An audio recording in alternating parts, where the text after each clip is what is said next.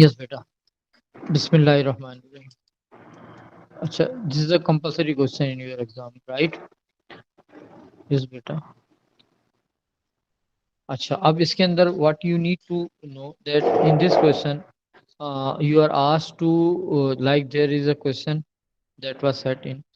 अच्छा, the question pattern is same, na almost. Sometimes the weightage is different, 4 marks, 5 marks, or 6 marks. Like here in this question, you are asked to. It is described that an office has an automated lighting system. When movement is detected in the lights are switched on. If the movement is not detected for a period of 2 minutes, the lights are switched off. ठीक है. The system uses a sensor and a microprocessor. Describe how the microprocessor and lighting system uses a sensor and microprocessor. ठीक है भाई. अब इसके अंदर इस question को सॉल्व करने का मेथड क्या है कि what will we do. Firstly we will write down the role of a sensor. Right. अच्छा, the sensor is basically a input device that produces signals. अच्छा, the signals which are produced by the sensor are analog signals. So, and computer cannot understand analog signal. Computer need digital data. So we use ADC. ADC will convert this analog signal into digital and send to microprocessor. Right. Now microprocessor will compare this data with the preset value. You have set some values and microprocessor will compare it with the preset value. And if the data is out of range, then microprocessor will send signals. The signal which are generated by microprocessor are digital. These are converted into analog with the help of DAC and sent to devices that will act according to the instructions, and these devices are known as uh, these devices are known as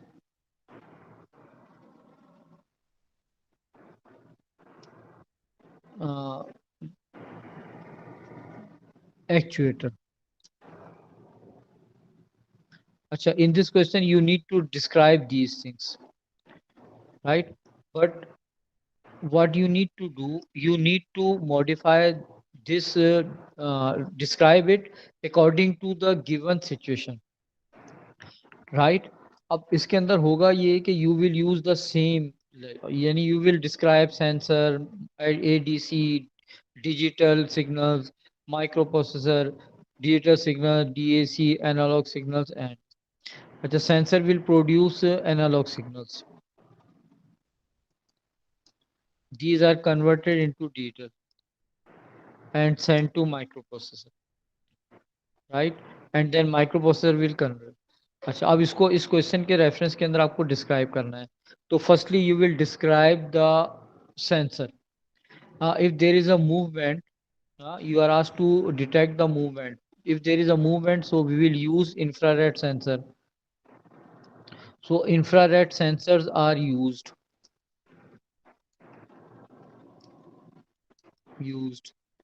that monitors movement. अच्छा, sensors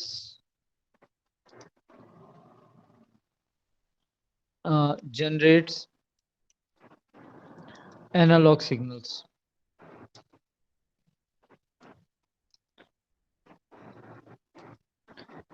These signals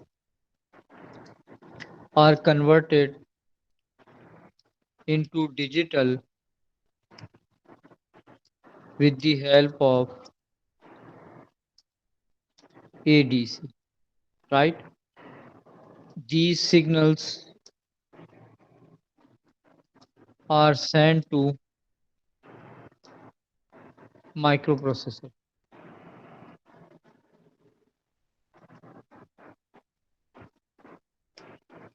right?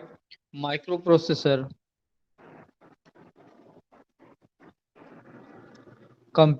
compares this data, this data with preset values.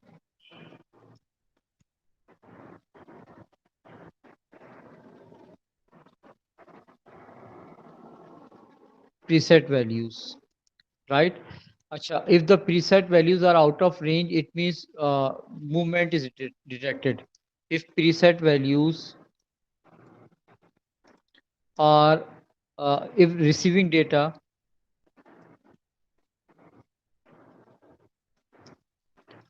is out of range, then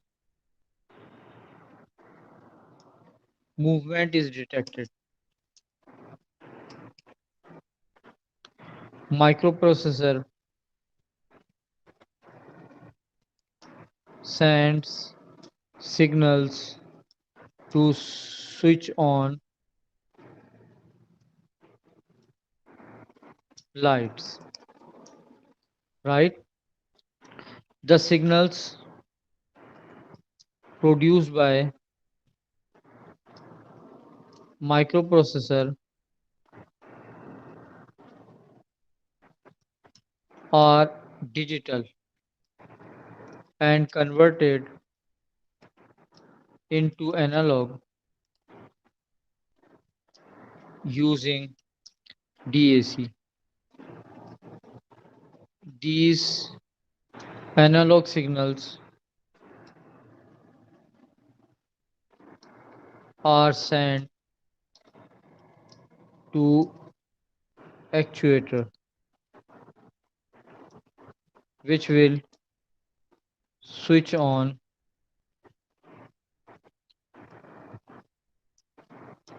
the lights, right? This process will continue in an infinite loop because it will continuously send signals, right? If movement is not detected for a period of 2 minutes, then microprocessor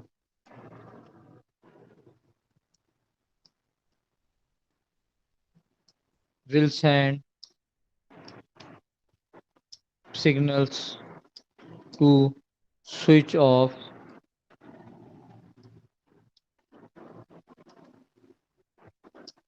the lights. Yes, beta. You will write down this answer for 5, 6, or 4 marks. Huh? Now I am showing you an response of a student. देखिए क्या कह रहा है ये? Infrared sensors are can be used. अच्छा, how it is not detected? We have mentioned that if the signals are out of range, then movement is detected. Huh? अच्छा भाई. What it says, an infrared sensor can be used. It means he has mentioned the name of the sensor. So 1 mark will be awarded for that. The data from the sensor is transmitted to a microprocessor and ADC converts analog data to digital, right? It's okay. The processor compares the data from the sensor with the stored values, right? It's okay. If there is a movement detected, movement is detected, it should be clearly mentioned that how the movement is detected. The movement is detected if the data receiving data is out of range in the preset values, right? You will compare this data with the preset value. If the data is out of range, then movement is detected. So marks for comparison will not be awarded. It will send a signal that the light to switch on. If no light detected, means no movement is detected for 2 minutes, it will send a signal to the light to switch off. This is a continuous process and works in an infinite loop. Now you will see that the first mark is awarded for the correct sensor, right? The second mark is awarded for the transmission of data to the microprocessor. The third mark is awarded for the conversion data from analog to digital. The fourth mark is awarded for the comparison of the data with the preset value. The reference to movement detected is too vague. For the condition tested, the candidate needs to state if the data value together then to greater than or less than the stored values. The fifth mark is awarded for the stating the process is continuous. Now, how this answer can be improved?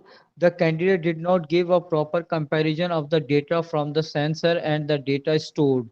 They just stated that if the movement is detected, if the candidate had indicated that it would mean movement had detected. For example, the value received was outside the range of the stored value, then another mark would have been awarded. Right बेटा, ये एक question है. Then इसी question का एक part मैं आपको करवाऊं, दिखाऊं, एक मिनट. हाँ, यस सर वो जो कैलकुलेशन करते हैं ना एमबी पिक्सल से एमबी निकालने के लिए, वो भी बताएगा.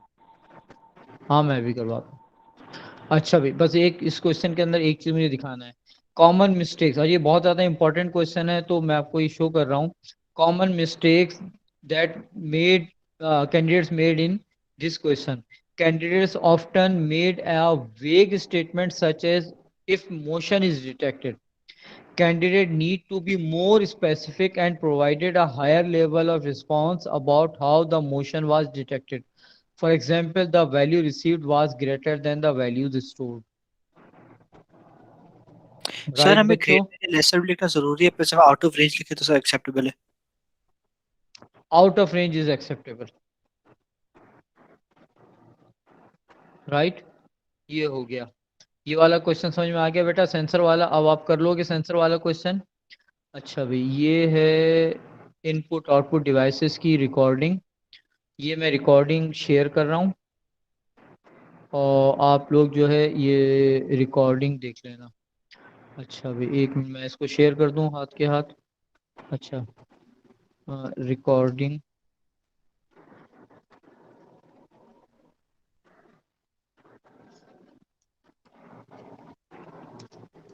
Of revision of input output devices.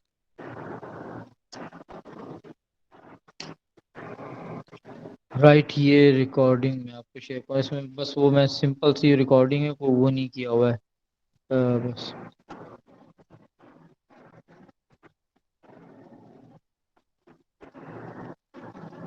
अच्छा भाई,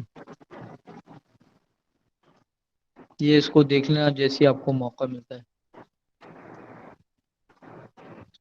अच्छा भाई, सर ग्रुप पे है ये रिकॉर्डिंग. अब मैं ग्रुप पे भेज रहा हूँ, सबको सबको भेज रहा हूँ, ताकि जो है ना, वो तो एक बहुत बड़ी हाँ फाइल लंबी बनी थी होगी. उसमें. फाइल सही बहुत है सर. लंबी थी ना, तो मैंने इसको फिर वो अपलोड कर दिया वहाँ पर, और फिर ग्रुप पे खाली मैं लिंक भेज रहा हूँ. ये हो नहीं सकता ना, इसको ग्रुप पे भेज नहीं सकता. अच्छा भाई, सबको भेज दूँ मैं.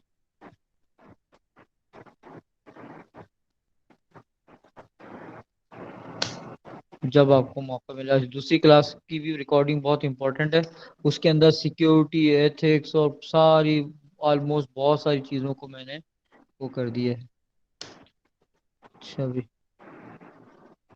कौन रह गया?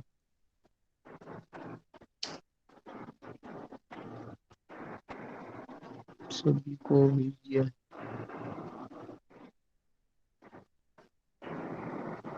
सभी को भेज दिया. अब बहरहाल रिकॉर्डिंग है ये क्लासरूम की, तो उसमें. अच्छा भाई, दूसरी वाली फाइल जो है ना, इस फाइल में तो आपकी अच्छी खासी रिवीजन अभी चल रही है, प्रोसेस हो रही है.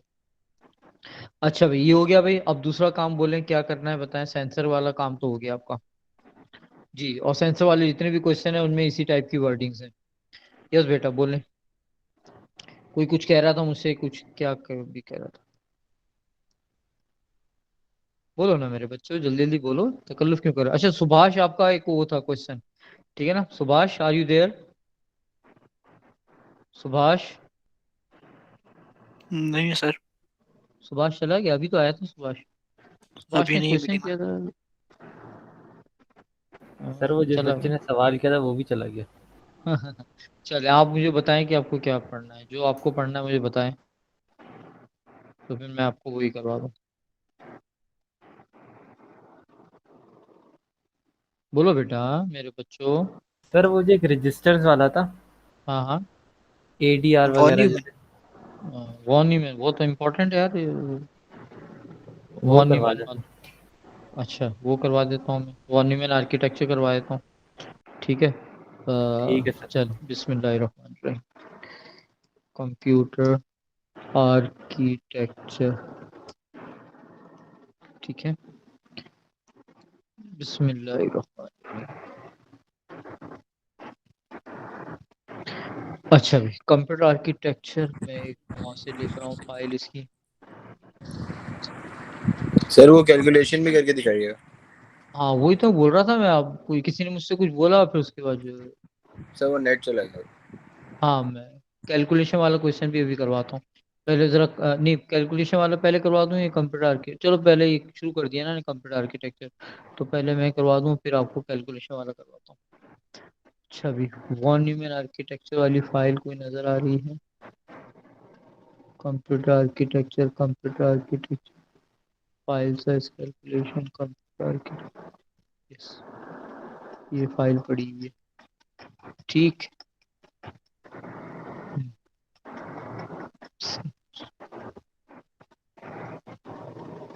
फाइल डाउनलोड कर लूँ।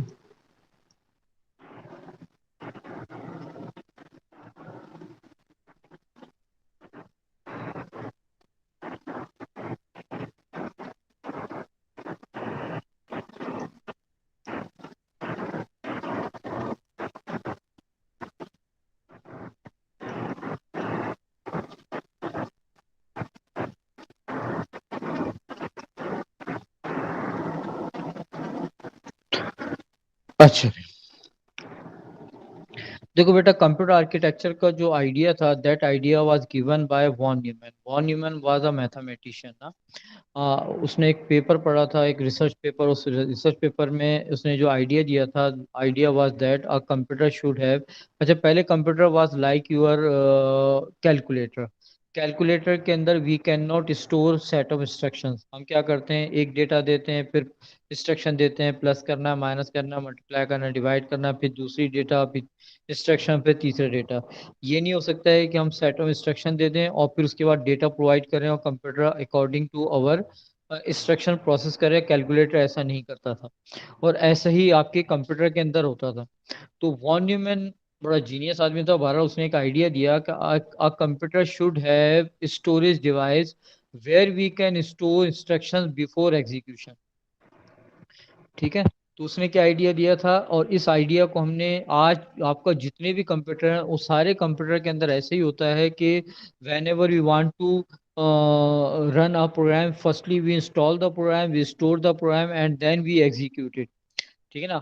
आपको गेम चलाना है, आप इंस्टॉल करते हैं अपने कंप्यूटर पे या वेब सर्वर पर और उसको चला रहे होते हैं। आपको कोई फाइल ओपन करनी है अपने कंप्यूटर में डाउनलोड करते हैं या वेब सर्वर पर होती है, फिर उसको आप ओपन करते हैं। वर्ड है, एक्सेल है, पावर पॉइंट है, कोई भी ऐसा सॉफ्टवेयर नहीं है जो विदाउट इंस्टॉलेशन चल रहा हो। अब इंस्टॉलेशन आप अपने कंप्यूटर में भी कर सकते हैं और सर्वर पे भी कर सकते हैं, लेकिन इंस्टॉल होकर वो प्रोग्राम चल रहा होता है। It means today's all computers are working on the idea of von Neumann। और दुनिया कंप्यूटर पे चल रही है तो सोचो वॉन न्यूमैन को कितना सवाब मिल रहा होगा। अच्छा भी तो वॉन न्यूमैन ने जो आइडिया दिया था इस आइडिया को हमने एक और नाम दिया था। अब होता क्या है कि प्रोसेस किस तरह होता है कि we store all our data and instruction in our storage device, और ये स्टोरेज डिवाइस हमारी सेकेंडरी स्टोरेज है। इसके अंदर we store all our data and instructions, right. अच्छा from here these storage the data are loaded. आपने देखा होगा जब आप गेम चलाते हैं तो एक वर्ड आता है लोड, लोडिंग। तो these instructions are loaded in RAM. फिर रैम से ये फैच होकर आता है सीपीयू के अंदर। सीपीयू क्या करता है इन इंस्ट्रक्शंस को प्रोसेस करता है। जो रिजल्ट आएगा देखो यहाँ पर मैं लोड का वर्ड यूज कर रहा हूँ और here I am using a word fetch. फिर क्या होगा कि ये इंस्ट्रक्शंस को सीपीयू प्रोसेस करेगा, जो रिजल्ट होगा वो रिजल्ट स्टोर होता है रैम में, और जब आप इस रिजल्ट को सेव करना चाहते हैं तो फिर वो आपके सेकेंडरी स्टोरेज में आता है। मिक्सअप नहीं करना, जब गेम को आप स्टार्ट करते हो तो लोडिंग लिखा हुआ आता है। स्टार्ट कहाँ से होता है गेम? आपके हार्ड ड्राइव से। लोड कहाँ होता है? आपकी रैम में। तो हार्ड ड्राइव टू रैम जो डेटा ट्रांसफर करते हैं we say loading, and from RAM to CPU we say fetch. ठीक है। अच्छा ये हमारे पास, अच्छा दूसरा हमारे पास एक कॉन्सेप्ट है कि ये जो बॉक्स है, we never say that this is a CPU, we say that this is CPU box, CPU case. इस सीपीयू बॉक्स के अंदर एक मदरबोर्ड होता है, इस मदरबोर्ड के ऊपर एक प्रोसेसर लगा होता है, this processor is known as CPU. ठीक है। तो वॉन न्यूमैन ने क्या आइडिया दिया था? वॉन न्यूमैन ने आइडिया ये दिया था कि a computer should have some components. जो कंपोनेंट्स वॉन न्यूमैन ने सजेस्ट किए थे, वो कंपोनेंट्स क्या थे वॉन न्यूमैन मॉडल के अंदर? जो, अच्छा इसको हम कहते हैं वॉन न्यूमैन मॉडल। इसने इसने जो सजेस्ट किए थे कंपोनेंट्स, वो कंपोनेंट्स से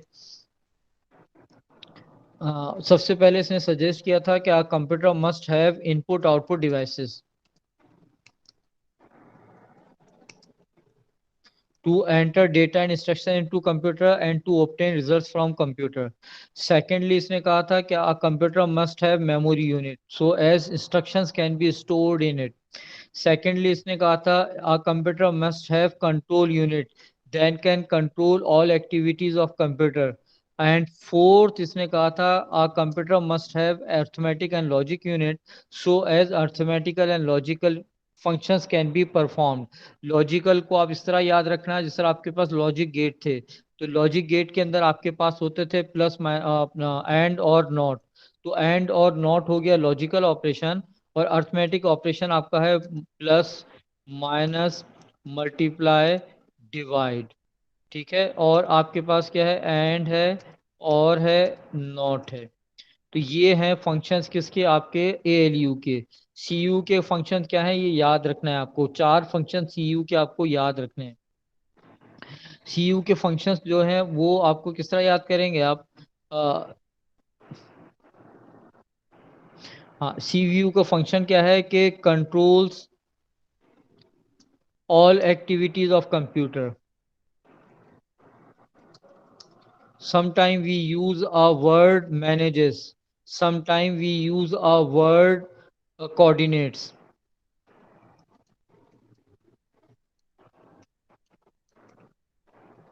ठीक है। अच्छा भाई,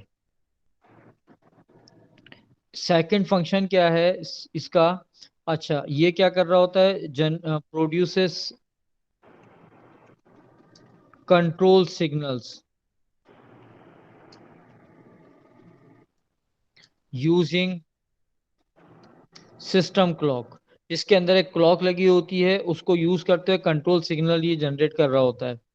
अच्छा तीसरा क्या है ये? यू में से controls speed of processing.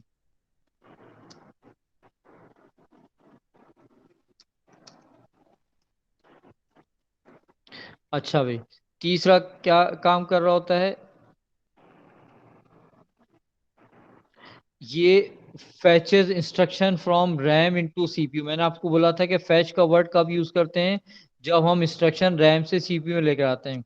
फैचेस instructions from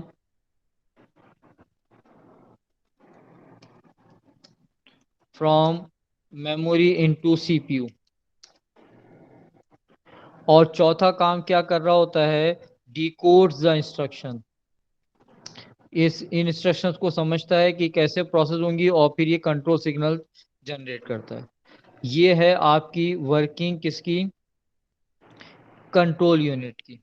ठीक है। एएलयू यूनिट तो क्या कर रहा है? Plus minus multiply divide and और नॉट परफॉर्म कर रहा है। लेकिन जब हमने कंप्यूटर बनाया तो हमने इसमें दो कंपोनेंट ऐड किए। एक कंपोनेंट था हमारे पास बसेस। बसेस क्या है? वायर्स हैं used to transmit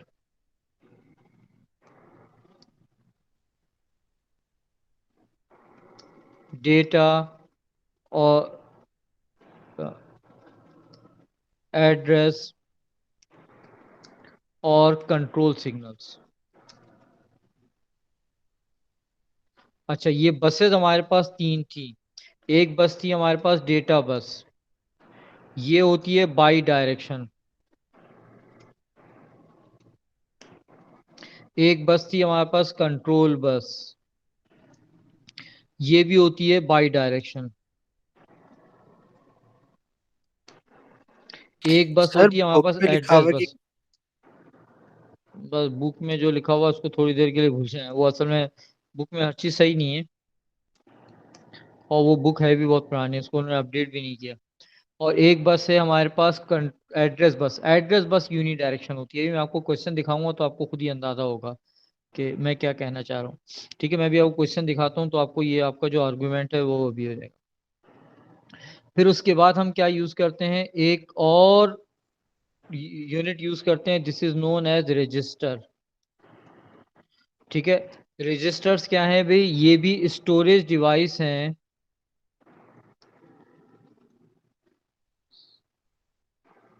inside CPU. ये सीपीयू के अंदर स्टोरेज डिवाइस होते हैं। अच्छा, ये 16 है हमारे पास, हाँ, लेकिन उनमें से हम क्या करते हैं, सिर्फ 5 को पढ़ते हैं। ठीक है, रजिस्टर वैसे तो हैं 16, लेकिन हम इनमें से कितने पढ़ते हैं, हम 5 रजिस्टर्स को हम पढ़ते हैं। अच्छा भाई, पहला रजिस्टर जो है हमारे पास है, याद रखना है आपको, जिस सीक्वेंस में बोल रहा हूँ उसी सीक्वेंस में आप याद रखोगे। पहला है पीसी, दूसरा है एमएआर, तीसरा है एमडीआर, चौथा है सीआईआर और पांचवा है एसीसी। पीसी है प्रोग्राम काउंटर। ठीक है, ये क्या करता है, stores address of next instruction, ये वर्ड याद रखना है,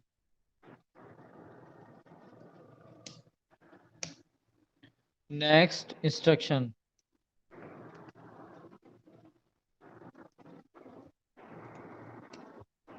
ठीक है, दूसरा है एमएआर, मेमोरी एड्रेस रजिस्टर।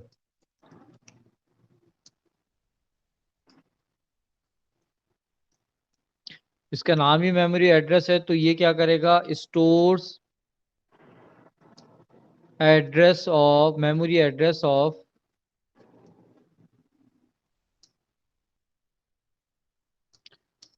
मैं बहुत इंपॉर्टेंट बात बोल रहा हूं, करंट इंस्ट्रक्शन।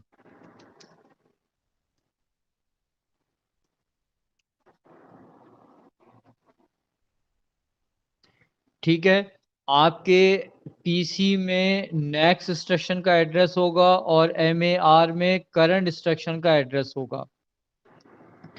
ठीक है बेटा, ये याद रखना है।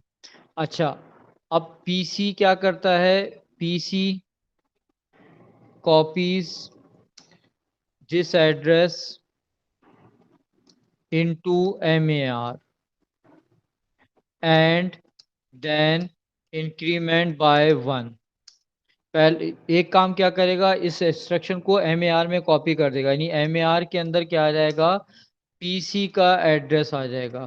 फिर पीसी क्या करेगा, अपने आप को इंक्रीमेंट बाय 1 कर देगा। अच्छा, याद रखना, मैंने स्क्वायर ब्रैकेट के अपना इक्वल के राइट हैंड साइड पे जो वेरिएबल लिखा है, इसको मैंने स्क्वायर ब्रैकेट के अंदर लिखा है। ठीक है, पीसी क्या करता है, इस एड्रेस को लोड कर देता है, सॉरी, एमएआर क्या करता है, MAR loads this address into address bus to fetch data from memory location into MDR। क्या मतलब हुआ, MDR में जो डेटा है वो MAR से नहीं आ रहा है, MAR में एड्रेस है, उस एड्रेस से डेटा आ रहा है। यानी MDR के अंदर जो डेटा आता है वो पीसी के, सॉरी, MAR के एड्रेस से आता है। मैं इसको आपको दिखा दूं। ठीक है, ये देखें, ये हमारे पास क्या है, इंस्ट्रक्शन है।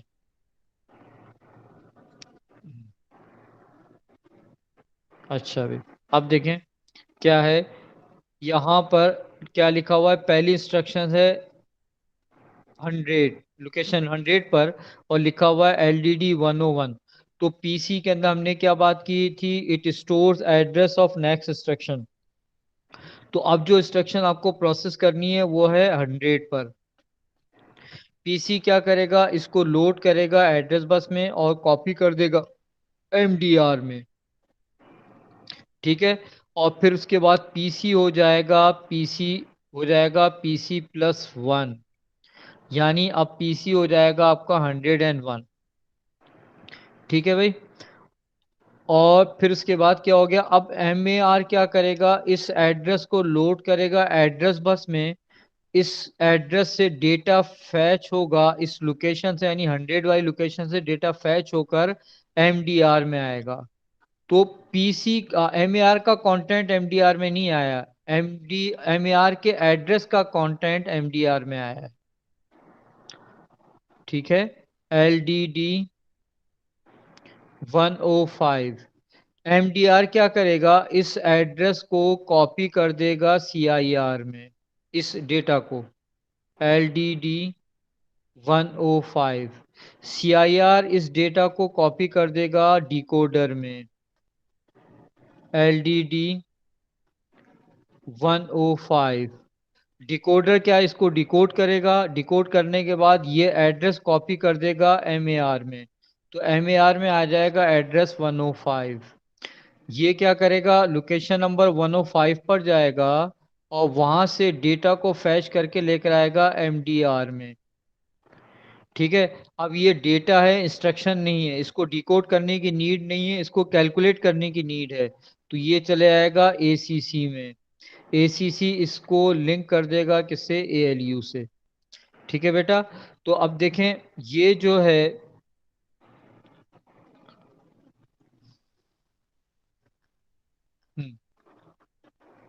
हम क्या बात कर रहे थे, तो MDR के अंदर क्या आएगा, MAR का डेटा नहीं आएगा, MAR के एड्रेस का डेटा आएगा, ठीक है।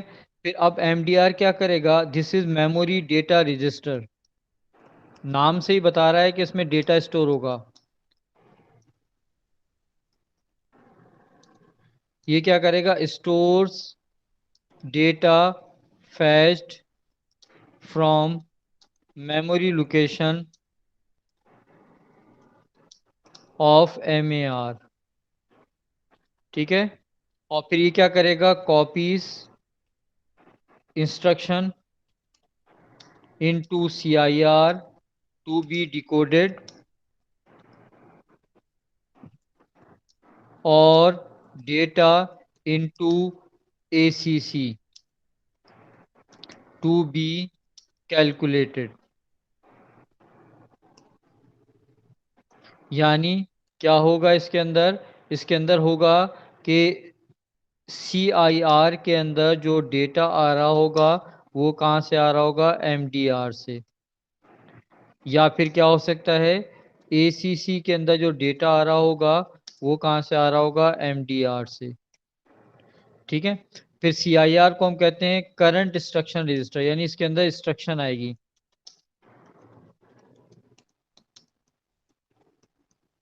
ठीक है। इस stores instructions to be decoded bye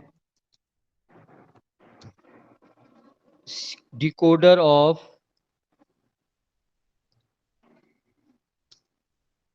CPU CU, ठीक है बेटा। और लास्ट है आपका एक्यूमुलेटर, इसका काम क्या है बच्चों, to store data for ALU और results of calculation from ALU, ठीक है बेटा। ये आपके पास क्या है, ये सारा आपका वॉन न्यूमैन आर्किटेक्चर है।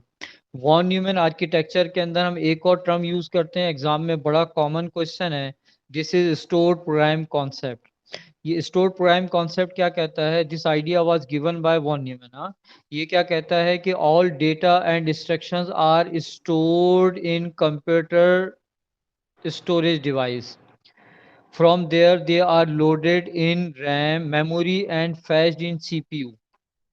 CPU decodes the instruction, execute them, and store the results in memory, and then copy into save into secondary storage. ये जो आप डिस्कस करोगे इसको हम कहते हैं stored program concept.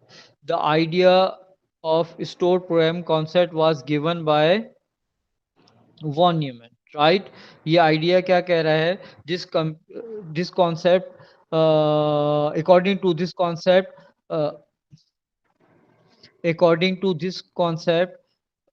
computer should have storage device to store data and instructions to be processed. Data and instructions are first stored in secondary storage, then they are loaded in memory, then fetched in CPU. Decoder will decode the instruction, ALU will execute the instruction, and then results are stored in main memory and saved in secondary storage. ठीक है बेटा, is it clear? एक बात आपको याद रखनी है कि मेमोरी के एक पार्ट को जिसके अंदर वो डेटा एंड इंस्ट्रक्शंस हैं, those are waiting to be process, उस पार्ट को, रैम के उस पार्ट को हम कहते हैं कि दिस इज IAS। ठीक है ना? रैम का ये पार्ट जिसके अंदर data instruction which are waiting to be process, these are known as immediate access store. अब IAS और रजिस्टर को डिफ्रेंशिएट करना है आपको। ठीक है, register memory inside CPU stores instructions during process, right? It stores data and instructions during process. दूसरा क्या है भाई? IAS, immediate access store। ये क्या है? Part of memory unit, stores data and instructions waiting to be processed।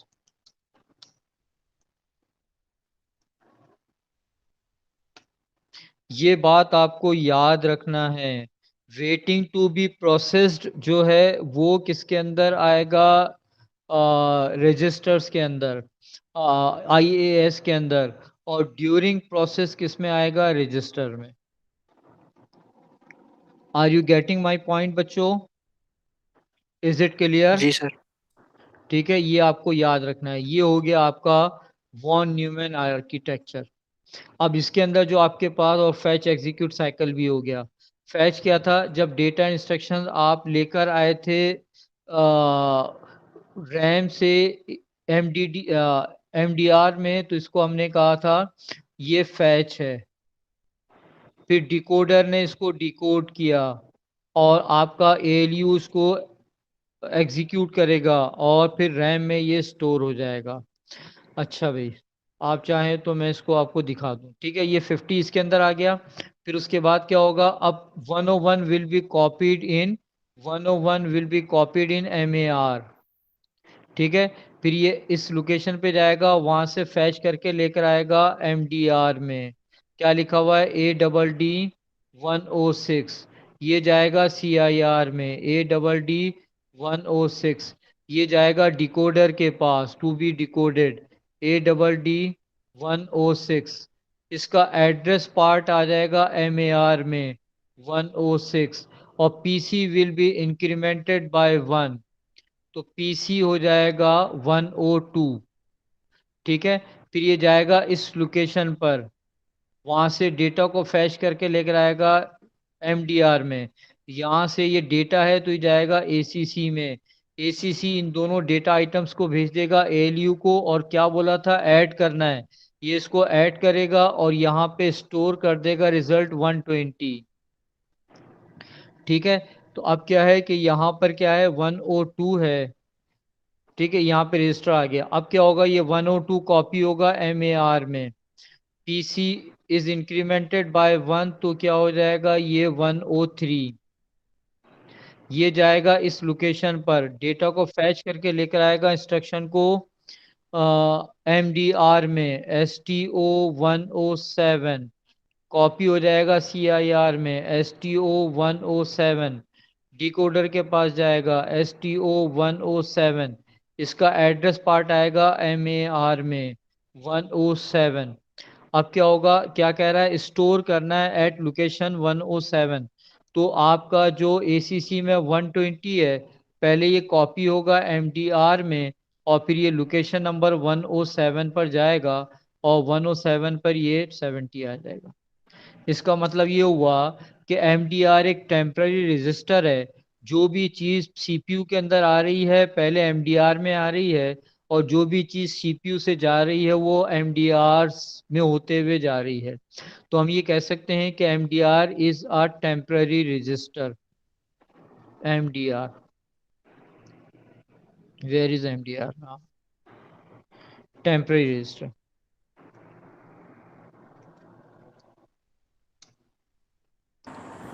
Sir अब वो calculation वाला। बस एक मिनट। अच्छा भाई, बस एक एक चीज़ मैं करवाऊंगा, फिर आपकी बात पे मैं जाता हूँ।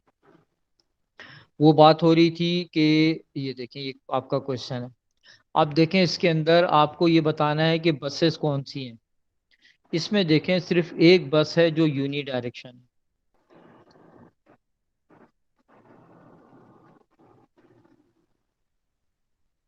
राइट। एक बस है जो यूनी डायरेक्शन, ये है आपकी एड्रेस बस। और एक बस है जिसमें डेटा रैम से CPU में आ रहा है और CPU से रैम में आ रहा है। और आप ये देखो कि ये बाई डायरेक्शन है, ठीक है ना। रैम और CPU के रजिस्टर के अंदर दोनों मेमोरी यूनिट है।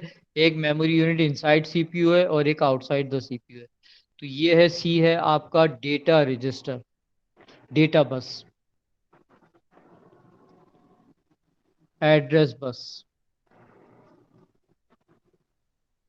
और एक है जो सिस्टम क्लॉक के साथ क्या कर रहा है, इंस्ट्रक्शंस को सेंड कर रहा है, तो इसको हम कहेंगे कंट्रोल बस। कंट्रोल यूनिट है, सिस्टम क्लॉक के साथ है, तो ये कंट्रोल बस हो गया। रजिस्टर और मेन मेमोरी के बीच में समथिंग आ जा रही है, तो it will be data bus. और ये क्या हो रहा है कि CPU जो क्या कर रहा है, एक याद होगा आपको कि MAR एड्रेस भेजता था जहाँ से डेटा लोड होकर रैम से आता था। तो ये क्या था आपका एड्रेस बस। तो एड्रेस बस यूनी डायरेक्शन होती है। ठीक है, एक बात आपको ये याद रखना है। दूसरा आपको ये याद रखना है कि पहले फैच होगा, फिर डिकोड, फिर एग्जीक्यूट होगा। तीसरी बात जो आपको याद रखनी है, वो बस एक चीज़ है जो मैं आपको करवा दूं, और फिर उसके बाद ये टॉपिक ख़त्म। ये जो मैंने लिखा था इसको हम कहते हैं, ये मैंने यहाँ पे जो इंस्ट्रक्शन लिखी थी,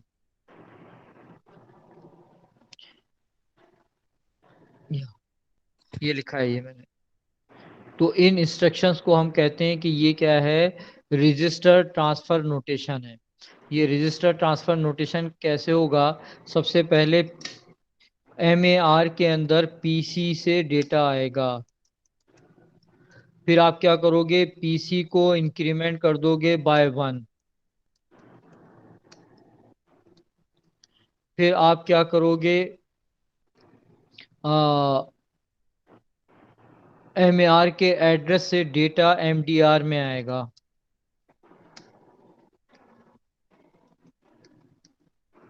और फिर MDR से डेटा CIR में जाएगा,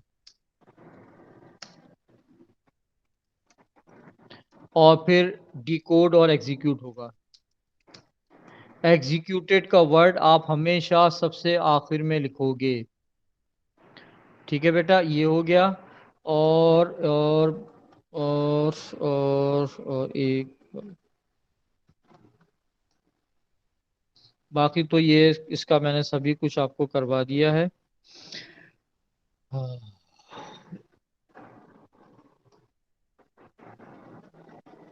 ये देखें, ये सारे फंक्शन आ गए। एएलयू का फंक्शन क्या है, एएलयू क्या काम करता है, एएलयू जो है वो एंड और ऑपरेशन परफॉर्म कर रहा होता है, और क्या करता है, carries out operation such as, yes. Control unit क्या करेगा, ये मैनेज करेगा, या ये क्या करेगा, ये कंट्रोल सिग्नल देगा, हाँ, या कोऑर्डिनेट करेगा, ठीक है ना, और फैच भी यही करेगा। रैम के अंदर क्या होगा, रैम के अंदर currently in use data and programs होंगे, ठीक है, और इसके अंदर पार्ट ऑफ ऑपरेटिंग सिस्टम होगा, और फिर उसके बाद जो है आपका रोम के अंदर ये होगा और बायोस होगा। और बस एक चीज, हाँ अब देखें, ये बहुत इंपॉर्टेंट है। क्या कह रहा है, immediate access store, immediate access store क्या कर रहा है, और register, register, where is register, temporarily hold data and instructions during process, right, use to hold data before process, IAS, ठीक है बच्चों, IAS before process, register during process, और ये इस टाइप के क्वेश्चन कई दफा रिपीट हुए एग्जाम में। ये हो गया टॉपिक आपका। अब बोलें बेटा, क्या आपकी बात क्या थी, मेमोरी साइज कैलकुलेशन, जी सर। राइट। सर मैं वो आपका वो पढ़ा था, उसमें लिखा था 500 पिक्सल्स और 300 पिक्सल्स, वो पता नहीं क्या ठीक, कैलकुलेशन है बीच हाँ हाँ, कोई मसला नहीं, कोई मसला नहीं, क्वेश्चन उठा लेते हैं, अभी कर लेते हैं, सर ठीक वीडियो है। फाइल साइज कैलकुलेशन आती है, वीडियो और ऑडियो? किसकी, ऑडियो की तो आती है, वीडियो हमारे सिलेबस में नहीं है, ऑडियो की तो आती है। हाँ, वीडियो सर की भी आ सकती है, वो बोल देगा कि इतने मिनट की वीडियो है, हर मिनट के अंदर इतने बाइट्स लग रहे हैं, तो आपको इसका साइज कैलकुलेट कर दें, वो ऐसा नहीं है कि कोई वो टेक्निकल टाइप के होते हैं, सर ठीक है। ऑडियो फाइल की भी एक एग्जांपल करवा दीजिए ऑडियो प्लीज। फाइल की भी आती है हमारे पास, एक मिनट जैसा मैं, अब मैं ज़रा डेटा वो कर लूँ, yes, yes, file size calculation,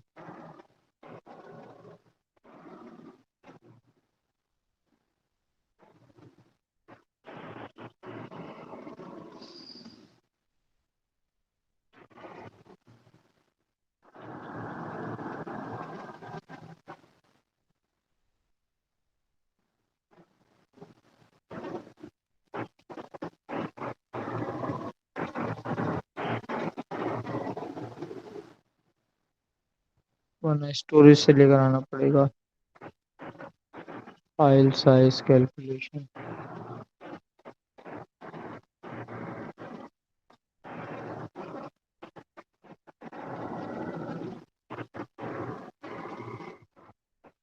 चल हाँ, स्टोरेज से ले आता।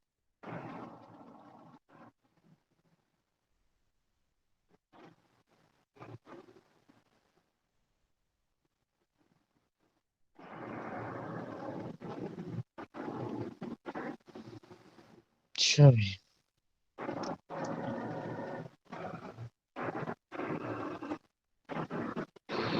ठीक ही आ गया।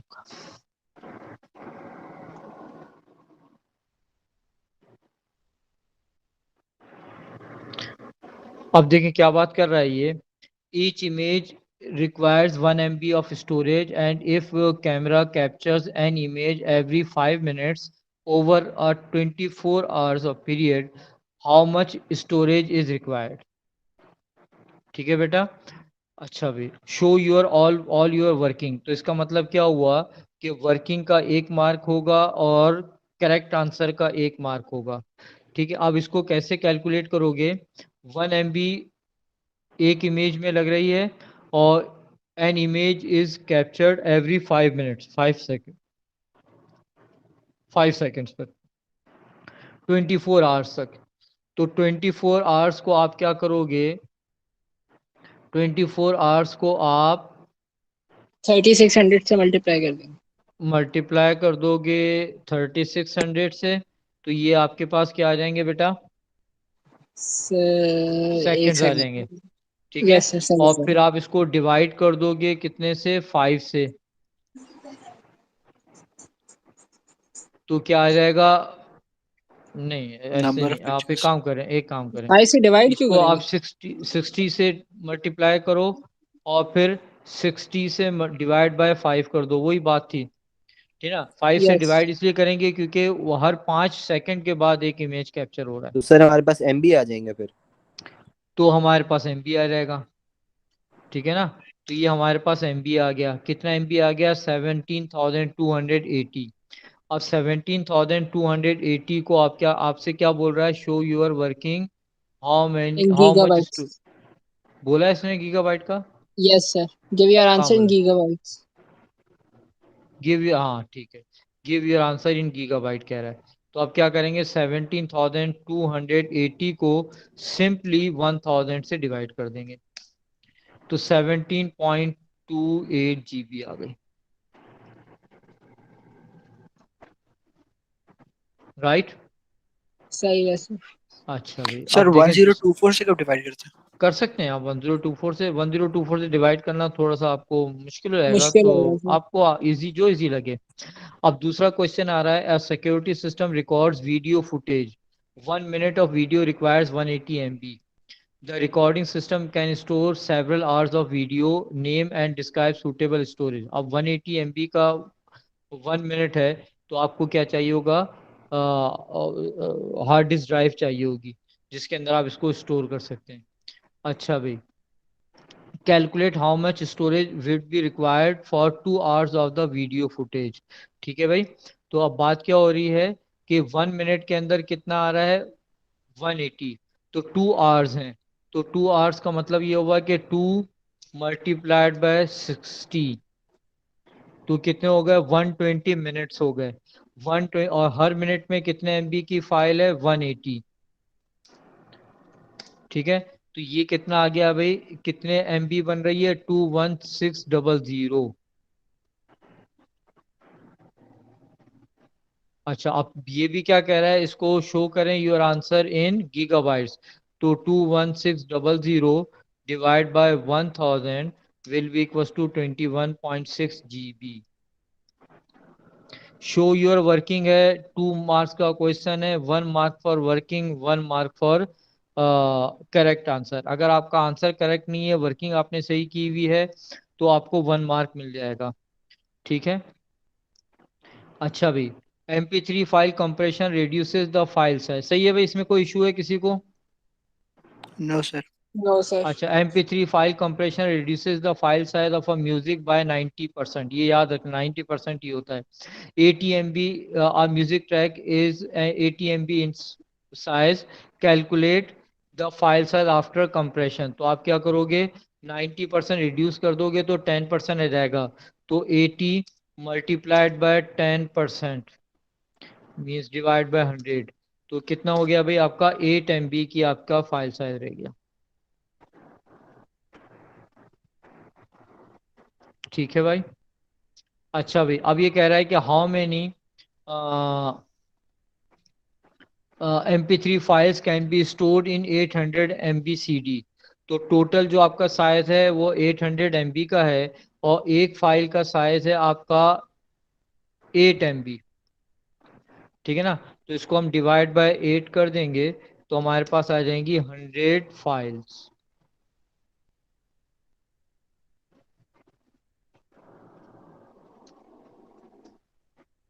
अच्छा, अब ये बोल रहा है कि explain how MP3 retain most of the, हाँ, तो क्यों MP3 क्या करता है? जिस पर perform are lossy file compression, लेकिन करता क्या है कि it removes background noise and it removes the sound that is not audible for human air.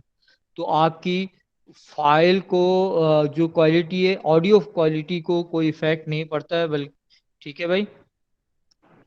अच्छा भाई, इसके बाद एक और क्वेश्चन आया है, a company advertises its backup memory device for as having 500 GB of storage, A customer wishes to know how many 8 MB files could be stored. ठीक है, अब ये 8 MB है, वो 500 GB है, तो आपको क्या करना होगा, दोनों का यूनिट सेम करना होगा। ठीक है, 8 MB है, 500 GB है, तो या तो आप 8 MB को GB में कन्वर्ट कर दो, या 500 GB को 8 MB में कन्वर्ट कर दो। तो 500 GB को आपने क्या किया, मल्टीप्लाई कर दिया कितने से, 1000 से, तो ये हो गया आपका 500,000 MB। ठीक है, और फिर इसको आपने क्या किया, 500,000 को डिवाइड किया 8 से, तो ये आपके पास आएगा 62,500 फाइल्स। तो ये क्या कह रहा है कि the company claim that there are 62,500 files, but the customer calculated 64,000। तो क्या हुआ होगा, कस्टमर ने 1024 लिया होगा। ठीक है, ये है company calculation.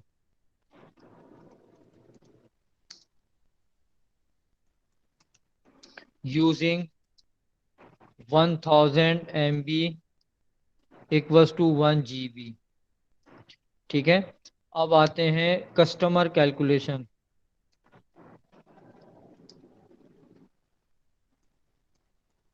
Using 1024 MB equals to 1 GB। ठीक है भाई, तो अब क्या करेंगे, 500 को आप मल्टीप्लाई करेंगे 1024 से, कितना आ गया, 51200। इसको डिवाइड करेंगे आप 8 से, तो कितना आ गया अभी,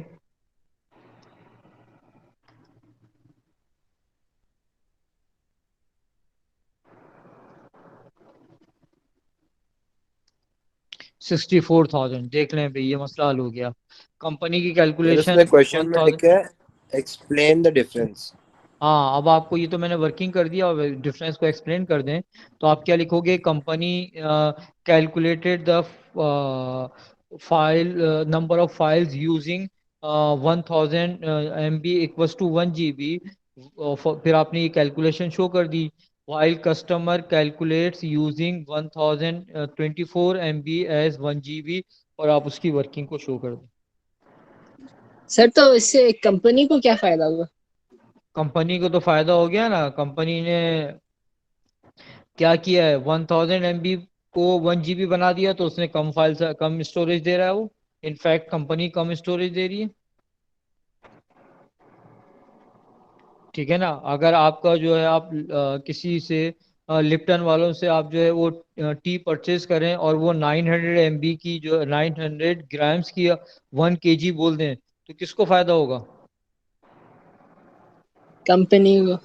कंपनी को फायदा होगा। कभी आपने गौर किया, लिप्टन का जो पैकेट होता है, उस पर जो है वो, आप ये देखो कि आप जब बोलते हो ना उसको 1 किलो का पैकेट दो, तो वो जो पैकेट उठाकर देता है, उसका वेट कैलकुलेट करना, वो कैलकुलेट 900 MB लिखा होता है उस पर।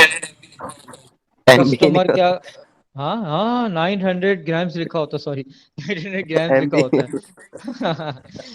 अब ये सिर्फ चीटिंग चल रही होती है, 900 ग्राम्स लिखा होता है। कस्टमर के जहन में तो एक फार्मूला बना हुआ है, क्या बना हुआ है, KG, ½ KG, और वो, अब देखो आप क्या करो, नेस्विटा परचेज करो, तो नेस्विटा आप ये सोच के परचेज करोगे कि कितना है ये 1 पाव है। 1 पाव का मतलब ये हुआ कि 250 जो है इसका जो है मिलीलीटर का होगा।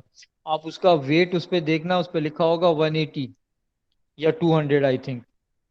तो हम तो ये सोच के परचेज कर रहे होते हैं कि किलो है, ½ किलो है, पाव है, लेकिन कंपनी इस तरह, तो इसमें किसका फायदा है, कंपनी का फायदा है ना। ठीक है, तो ये सर भी ये एक तरह बताएं, की चीज। हाँ, फ्लो चार्ट आएगा, फ्लो चार्ट। फ्लो चार्ट क्यों आएगा भाई, पेपर 2 नहीं है, पेपर 1 है। ठीक। अच्छा भाई, फिर उसके बाद देखें, ये क्वेश्चन आ गया, 30 फोटोज हैं, और ये है, लेकिन मैं अभी वो वाला क्वेश्चन करवाता हूँ जिसमें पिक्सल्स दिए हुए हैं। ठीक है ना, अभी किसी ने पूछा था पिक्सल वाली बात, किसी ने पूछी थी। पिक्सल वाला क्वेश्चन कहीं आ नहीं रहा। हाँ, आ गया, ये आ गया।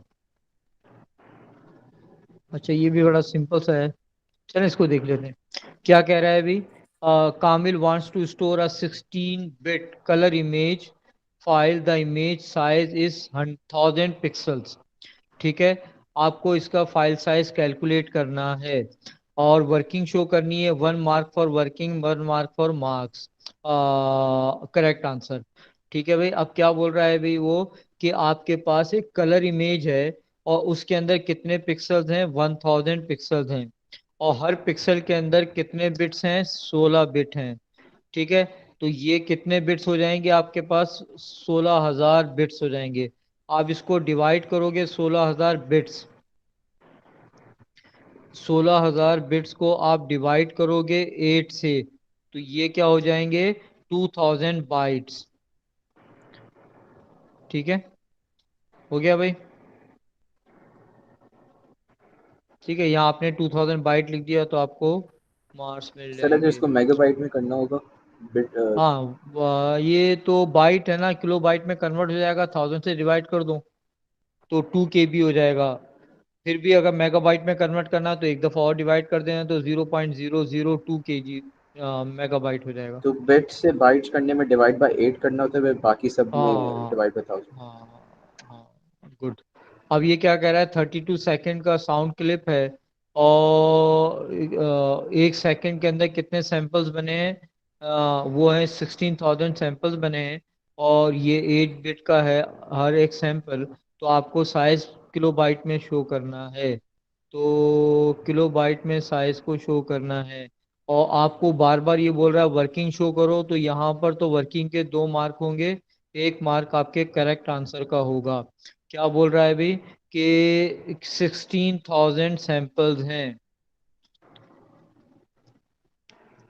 ठीक है, 16,000 सैंपल्स हैं। ठीक है, नहीं, ये क्या कह रहा है, 16,000 सैंपल्स आ सेकेंड, पर सेकेंड है,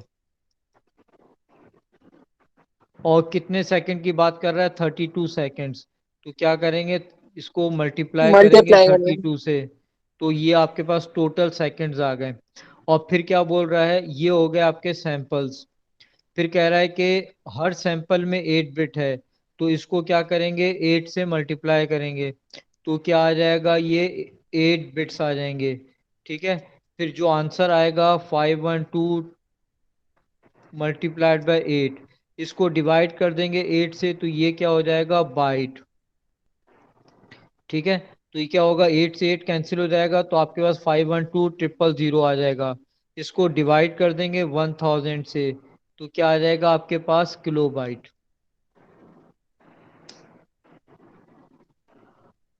ठीक है, और सर ये यहाँ पर 8 और 8 डिवाइड कैसे हुआ? क्या हो बेटा, सर ये 8 और 8 डिवाइड कैसे हुआ? 8 बिट है ना, बिट को बाइट में कन्वर्ट करने के लिए 8 से डिवाइड करोगे ना, 8 बिट का एक अच्छा बाइट सही है होता है। सही है, समझ गया। ठीक है। अच्छा भाई, ये देखें, ये बड़ा क्वेश्चन आया था। बिट है, बिट के बाद क्या होता है, निबल। बाइट निबल, अच्छा निबल के बाद क्या होगा, बाइट, बाइट के बाद किलो बाइट, किलो बाइट के बाद मेगाबाइट, मेगाबाइट मेगा। के बाद गीगाबाइट, गीगाबाइट गीगाबाइट के बाद टेराबाइट। टेराबाइट। एक बात और याद रखनी है आपको, वो क्या है, कि 2 की power 10 is equals to KB। ठीक है, ये 2 की पावर है ये।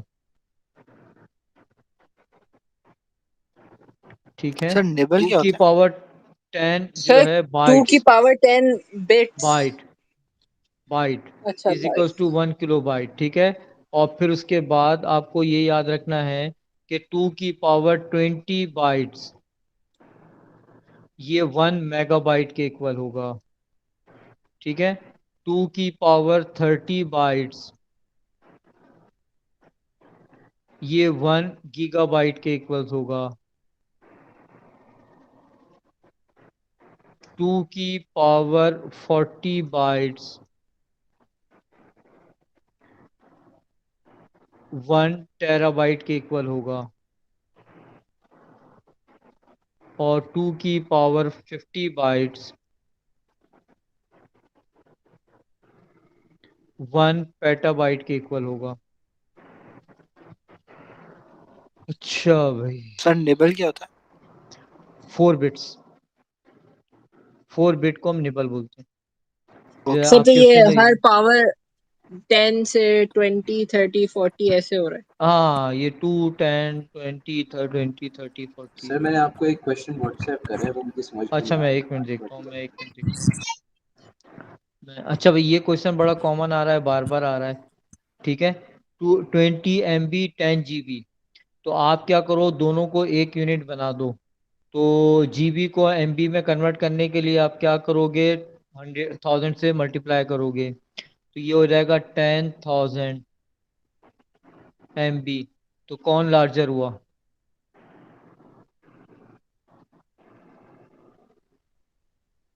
10 GB लार्जर हुआ।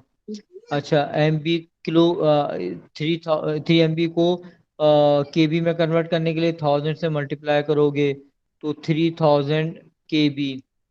कौन लार्जर हुआ? केबी ये लार्जर हुआ। MB एमबी कैसे लार्जर हुआ? 3 MB है ना, तो 3 MB को 1000 से मल्टीप्लाई किया तो कितना आया? 3000 3000। केबी। एक तरफ 3000 KB आ रहा है और एक तरफ 3500 KB आ रहा है, तो सही है लार्जर सही क्या है। हुआ? ठीक है ना। सर वो वाला भी अच्छा, समझा दें, JPEG वाला। JPEG वाला भी समझा दूं? पहले मैं ये आपका क्वेश्चन ले आऊं, देखो ये भी यहाँ पे वही आ रहा है बात। 25 KB 100 MB और ये और वो और ये सारी चीजें आप देख लो। अच्छा, मैं वो आपका क्वेश्चन, दिस क्वेश्चन, राइट। तो भाई ये क्वेश्चन तो आप कहाँ से ले आए? ये तो उसका क्वेश्चन है, लॉजिक गेट्स का।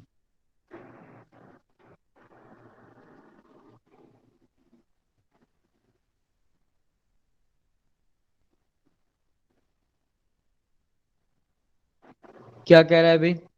हाइट 1 कब होगी? जब लेस देन 500 हो। और 0 कब होगी? जब ग्रेटर देन और इक्वल टू 500 हो। ठीक है। अब ये क्वेश्चन क्या कहता है, ये क्वेश्चन के अंदर कहता है कि height is lesser than 500, lesser than 500, तो h इज 1।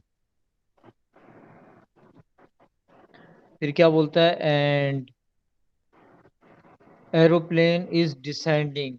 अगर वो डिसेंडिंग होगा तो 0 होगा, तो ए इज 0, यानी ए इज नॉट। नॉट 1। फिर क्या बोल रहा है? और बोल रहा है, फिर क्या बोलता है? ये एरोप्लेन इज असेंडिंग, यानी ए इज 1। फिर एंड लगाया है सर इसने। डिसेंडिंग लिखा है। ये लिखा है ना, ये कहाँ लिखा है? नहीं, नीचे sorry not one, a is sorry not one. Sorry sorry sorry sorry sorry sorry.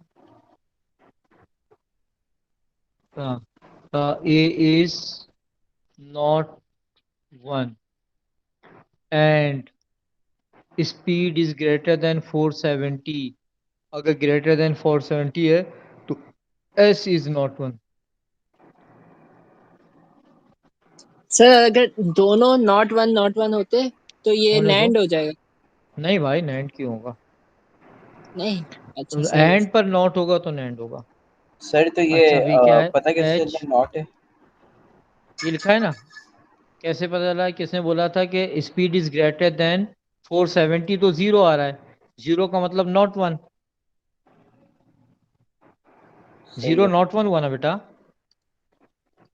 ठीक है, HAS, राइट।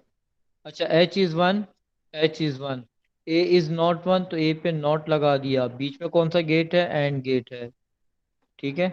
और दूसरा क्या बोल रहा है? A इज नॉट 1, वो तो लगा हुआ है। S इज ऑल्सो नॉट 1, तो इस पे नॉट लगा दिया। बीच में कौन सा गेट है? एंड। इन दोनों के बीच में कौन सा गेट है? और। ये X हो गया, राइट फुरकान साहब। जी सर, यही आंसर है। ठीक है, अब बोलें बेटा, ये हो गया, और बोलें। सर वो बिल्डिंग ब्लॉक्स JPEG वाला। JP, building blocks. Building blocks. अरे और बोलें। सर वो JPEG MI नहीं, वो होता फाइल है फाइल फॉर्मेट्स। जी फाइल। ठीक है, बिल्डिंग ब्लॉक अभी करवाता हूँ बेटा। फाइल फॉर्मेट मैंने अभी तक करवाया नहीं, तो ये करवा दूँ। बिल्डिंग ब्लॉक का तो मैं अभी आपको वीडियो ही भेज दूंगा, तो फिर हो जाएगा। ये वीडियो हो गई। एक अभी तो मिनट आपने का। करवाया था ना बिल्डिंग ब्लॉक्स? हाँ, अभी मैंने आज अभी करवाया था, मुझे याद नहीं अभी अभी करवाया था करवाया था। आपने? अभी करवाया था। हाँ हाँ आज आज की क्लास में आज की क्लास में ही करवाया है। हाँ आज की क्लास में तो करवाया, लेकिन अभी करवाया क्या? अच्छा, ये इसके अंदर आपके ये कौन सा इनपुट आउटपुट डिवाइसेस वाली वीडियो है? और ये कौन सी है? हाँ, इस वीडियो के अंदर मैंने क्या क्या करवाया है? इस वीडियो में सिक्योरिटी भी है, सिक्योरिटी है, और क्या है भी इस वीडियो में? सिक्योरिटी चल रहा है। ये क्या चीज़ है? ये भी सिक्योरिटी चल रहा है, सिक्योरिटी है। और ये क्या चीज़ है? वैलिडेशन वेरिफिकेशन है। हाँ, कम्युनिकेशन हो गया, और लैंग्वेज एंड ट्रांसलेटर्स। अच्छा, ये क्या है? Security,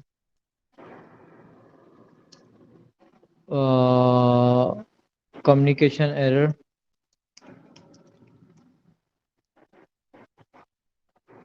languages and translators, pre exam workshop. ठीक है, रिवीजन।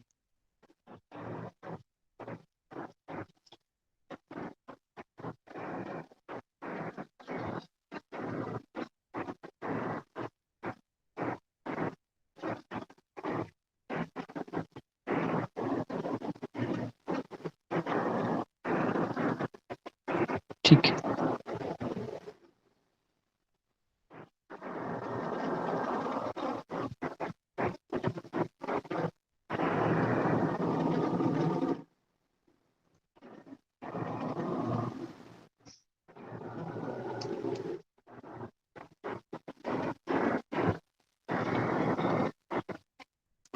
सही है। ये मैं शेयर कर दूँ।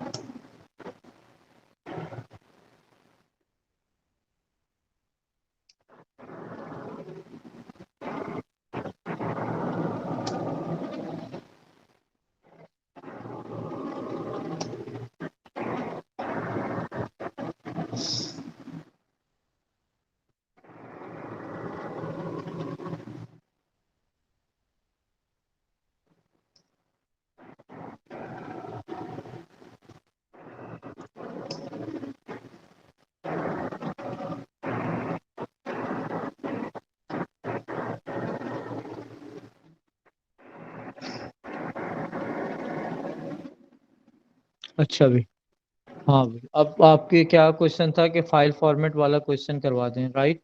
फाइल फॉर्मेट वाला क्वेश्चन मैं ले आता हूँ अभी, एक मिनट। हम्म, हाँ भी।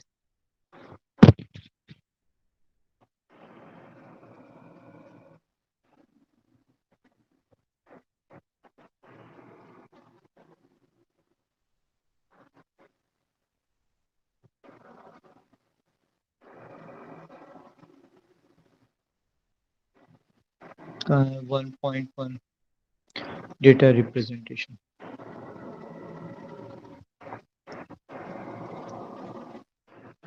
अच्छा,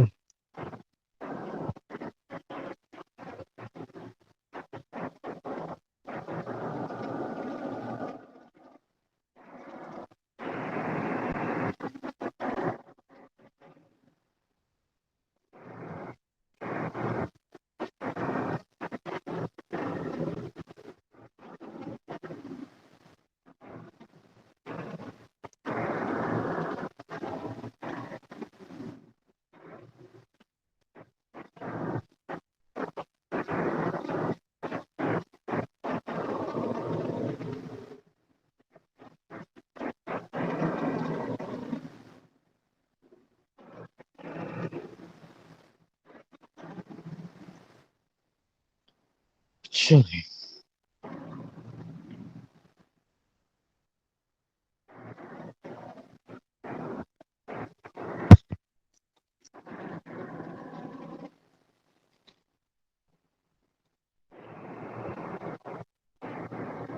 वैसे ही आज मैंने करवाया था।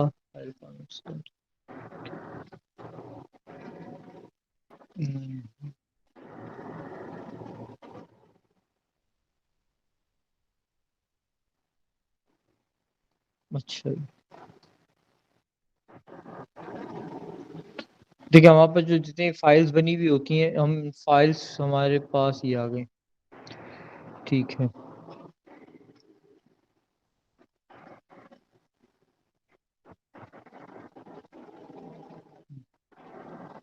ठीक है। डेटा स्टोरेज के अंदर ये फाइल्स हैं। हमारे पास साउंड फाइल्स होती हैं। साउंड फाइल के अंदर बेसिकली क्या होता है कि जब कोई भी साउंड प्रोड्यूस होती है तो जैसा ये स्पीकर है, ये स्पीकर क्या करेगा, ये वाइब्रेट होगा। इसके वाइब्रेशन से जो इसके नियर बाय में जो एयर है वो कंप्रेस होगी, और जब एयर कंप्रेस होगी तो रिएक्शन होगा और वो डीकम्प्रेस होगी, रिफ्रैक्ट होगी। तो ये इस तरह क्या होगा, कंप्रेशन रिफ्रैक्शन से क्या होगा, पहले आपके सामने वाली एयर जो है वो कंप्रेस होगी, फिर वो क्या होगा, वो अपना कंप्रेशन आगे की तरफ बढ़ाएगी। उस तरह कंप्रेशन और रिफ्रैक्शन जो है ये पहुंचती है आपके एयर ड्रम तक। और आपके एयर ड्रम के ऊपर जब ये पहुंचती है तो एयर ड्रम भी क्या होता है, वो वाइब्रेट होता है और आपको साउंड सुनाई देती है। जस्ट लाइक दिस, अगर हमने यहाँ पर एयर ड्रम के बजाय एक लगा दिया हमने माइक्रोफोन, तो माइक्रोफोन के अंदर भी क्या होता है कि यहाँ पे एक डायफ्राम होता है। तो ये रिफ्रैक्शन और कंप्रेशन जो जब जाके इससे टकराती है डायफ्राम से, तो डायफ्राम वाइब्रेट होता है। यहाँ पर कॉइल होता है, उस कॉइल के अंदर करंट सिग्नल जनरेट होते हैं, और फिर वो करंट सिग्नल जो है वो डीएसी के एडीसी के थ्रू एनालॉग डिजिटल में कन्वर्ट होते हैं और माइक्रो प्रोसेसर के पास जाते हैं। अब माइक्रो प्रोसेसर इसको कैसे कन्वर्ट करता है ये आपको देखना है। ठीक है, माइक्रो प्रोसेसर क्या करता है, माइक्रो प्रोसेसर इस इस साउंड वेव को जो लॉन्गिट्यूडनल है इसको साइन वेव्स में कन्वर्ट कर देता है। साइन वेव में इस तरह की आपके पास शेप आ जाती है। फिर हर साइन वेव को ये क्या करता है, ये छोटे छोटे पार्ट्स में डिवाइड कर देता है। इसके हर पार्ट को हम कहते हैं कि ये एक सैंपल है। साउंड के छोटे छोटे पार्ट्स को हम क्या कहते हैं कि ये क्या है, सैंपल्स हैं। ठीक है, फिर हर सैंपल का एम्पलीट्यूड कैलकुलेट करता है, और इस एम्पलीट्यूड को, इस ये एम्पलीट्यूड 4 आया है तो इसको क्या क्या करता है, ये 3 आया है तो इसको ये बाइनरी के अंदर कन्वर्ट करके स्टोर कर देता है। तो इस तरह क्या होगा कि आपके पास जो साउंड है, ये 1 आया है तो ये बाइनरी में इस तरह आएगा, ये 3 आया है तो 3 बाइनरी में ये बन गया, ये कितना आया है, ये आपका आया है 8, तो ये बाइनरी में 8 इस तरह हो गया। ये कितना आया 12, तो बाइनरी में इस तरह। तो क्या होगा, इस तरह आपका डेटा, आपका जो साउंड है वो कंप्यूटर के अंदर in the form of binary signal store होगी। क्या है भाई, कि जो साउंड वेव्स हैं जब स्ट्राइक करती हैं डायफ्राम ऑफ योर माइक्रोफोन, तो करंट सिग्नल्स जनरेट करती हैं। ये इन करंट सिग्नल्स को क्या करते हैं, हम साइन वेव में कन्वर्ट करते हैं, और इन करंट सिग्नल्स को हम स्मॉल पार्ट्स में डिवाइड करते हैं। These small parts are known as samples, और फिर इन सैंपल्स को बाइनरी, इनके सैंपल्स के एम्पलीट्यूड को हम बाइनरी में रिकॉर्ड कर लेते हैं। इस तरह आपकी जो साउंड है वो in the form of zeros computer में स्टोर हो जाती है। ठीक है भाई, हो गया। यस फ्रेंड, तो साउंड इस तरह 0 then 1 के अंदर स्टोर हो जाती है। अब आते हैं आप इमेजेस पर। इमेजेस क्या होती हैं भाई, आपकी इमेज को भी आप छोटे छोटे पार्ट्स में डिवाइड करते हैं, और इमेज का जो स्मॉलेस्ट पार्ट है इसको हम कहते हैं पिक्सल्स। हर पिक्सल के हम रिप्रेजेंट करते हैं बाइनरी में in the form of bits. अब जो पिक्सल के अंदर जो बिट्स हैं ये हम डिसाइड करते हैं on the basis of colours. अगर इसके अंदर एक कलर होगा तो हम कहेंगे इसकी बिट डेप्थ है, इसके अंदर 2 कलर होंगे तो इसकी बिट डेप्थ होगी 1। अगर 4 कलर्स होंगे तो इसकी बिट डेप्थ होगी 2। ठीक है ना, ये मैं आपको दिखाता हूँ। हाँ, 1 बिट होगी तो 2 कलर आएंगे 2 की पावर 1, 2 बिट्स होंगे तो 4 कलर आएंगे, 3 बिट होंगे तो 8, 7 बिट होंगे तो 128, 8 बिट है तो 256, और ट्रू कलर्स होंगे तो 24 बिट्स होंगे। तो याद ये रखना है आपको कि to store a sound in computer we divide sound waves into smaller parts. These smaller parts are known as samples, and each sample's amplitude is stored in the form of binary signals. ठीक है भाई, क्या किया आपने, sound को store करने के लिए इसको क्या किया, स्मॉलर सैंपल्स में डिवाइड किया और हर सैंपल के एम्पलीट्यूड को बाइनरी में सेव कर दिया। ठीक है बेटा। और फिर उसके बाद अगर हम बात करते हैं इमेजेस की, तो इमेजेस को आपने क्या किया, स्मॉलर पार्ट्स में डिवाइड किया। साउंड के स्मॉलर पार्ट को आपने सैंपल्स बोला था, इमेज के स्मॉलर पार्ट को आप पिक्सल कहेंगे। साउंड के अंदर आपने सैंपल्स के अंदर जो उसका एम्पलीट्यूड है वो उसको आपने रिकॉर्ड किया था। आप इमेज के अंदर जो पिक्सल्स हैं, इस पिक्सल्स के अंदर आप नंबर ऑफ अवेलेबल कलर्स को रिकॉर्ड करेंगे। अगर आपकी इमेज के अंदर, ये इमेज आपकी अगर ब्लैक एंड वाइट होगी तो इसके अंदर या तो 1 आएगा या 0 पर पिक्सल, यानी 1 बिट पर पिक्सल होगा। आपकी इमेज अगर ग्रे स्केल हुई तो इसके अंदर पर पिक्सल 2 बिट आ रहे होंगे। ठीक है ना, आपकी इमेज अगर आरजीबी होगी, red green and blue colours होंगे, तो पर पिक्सल 3 बिट्स आ रहे होंगे। और अगर आपकी इमेज ट्रू सर ये कलर याद की रखना हुई, पड़ेगा। ये तो आपको चार्ट याद रखना पड़ेगा। कहाँ है चार्ट, ये है chart,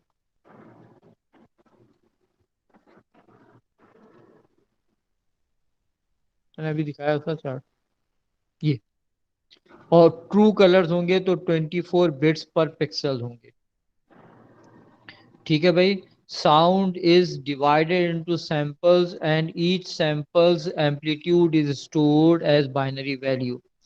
image is divided into pixels and each pixels value is stored in computer. जिस तरह देखें, ये एक इमेज है that is given at the website of Khan Academy. इसके अंदर देखें, ये डॉग की जो पिक्चर है, इसको जब एनलार्ज किया है इन्होंने, तो देखें आपको पिक्सल्स नजर आ रहे हैं। ठीक है, तो ये पिक्स आपकी इमेज डिवाइडेड होती है पिक्सल में। देखो ये कप है, इस कप को मैंने एनलार्ज किया तो ये आपको पिक्सल नजर आ रहे हैं। देखो ये फ्लावर है, इस फ्लावर को एनलार्ज किया तो आपको इसके पिक्सल्स नजर आ रहे हैं। ठीक है ना, ये कप के, ये फ्लावर के पिक्सल्स हैं, जो छोटा कर रहे हैं तो आपको नजर नहीं आ रहे हैं, लेकिन एनलार्ज करने पे नजर आ रहे हैं। ये कप के पिक्सल्स हैं। ठीक है बेटा। अब एक बात आपको याद रखनी है, कलर डेप्थ यानी available colours, bit depth means number of bits पर पिक्सल। ठीक है, ये बात समझ में आ गई। अब टेक्स्ट की अगर हम बात करते हैं, तो टेक्स्ट भी हम कंप्यूटर में स्टोर करते हैं।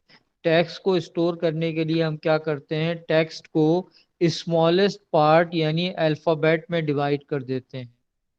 ठीक है, टेक्स्ट को हम किस में डिवाइड कर देते हैं, स्मॉलेस्ट पार्ट में। ठीक है, और जो स्मॉलेस्ट पार्ट ऑफ टेक्स्ट है वो बेसिकली अल्फाबेट्स हैं, लेटर्स हैं, कैरेक्टर्स हैं। और हर कैरेक्टर का एक स्पेसिफिक कोड होता है, हेक्साडेसिमल, उसके अंदर एस की कोड के अंदर। जिस तरह ए को रिप्रेजेंट किया है 10000001 से, जो कि 65 है। बी को रिप्रेजेंट किया 10000010 से, जो कि 66 है। तो 3 टाइप की फाइल होती हैं, या तो टेक्स्ट होगी, या इमेज होगी, या ऑडियो होगी। वीडियो जो है वो इमेज और ऑडियो की कॉम्बिनेशन है। तो टेक्स्ट को स्टोर करने के लिए आप एस्की कोड के अकॉर्डिंग आप क्या करते हैं, हर अल्फ़ाबेट का कोड लिख देते हैं in the form of binary. Image को स्टोर करने के लिए इमेज को डिवाइड करते हैं पिक्सल के अंदर, और हर पिक्सल के अंदर जो कलर्स हैं उसकी बेस के ऊपर आप क्या करते हैं, इमेज को बाइनरी में लिख देते हैं। ऑडियो को डिवाइड करने के लिए आप क्या करते हैं, उसको सैंपल में डिवाइड करते हैं, और सैंपल, हर सैंपल के एम्पलीट्यूड को in the form of binary bits आप स्टोर कर लेते हैं। तो इस तरह क्या होती है, आपकी डेटा जो है कंप्यूटर में रिप्रेजेंट हो जाता है। ठीक है बेटा, ये है आपका डेटा रिप्रेजेंटेशन। फिर आपके पास एक क्वेश्चन आता है कि how to compress image, audio and video. ये बड़ा कॉमन क्वेश्चन है आपके पास कि आपको इमेज को कंप्रेस करना है। इमेज को हम कंप्रेस करते हैं लॉसलेस फाइल कंप्रेशन के जरिए। इमेज की कंप्रेशन मैंने अभी करवाई थी क्लास में, बड़ी अच्छे से हुई थी वो। मैं निकालूं वो इमेज की कंप्रेशन, ऑडियो की कंप्रेशन और वीडियो की कंप्रेशन।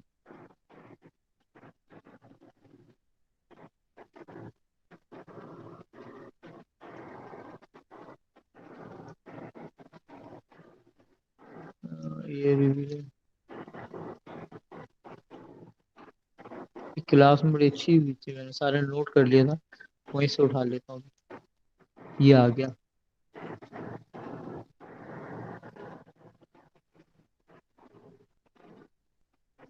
सही है।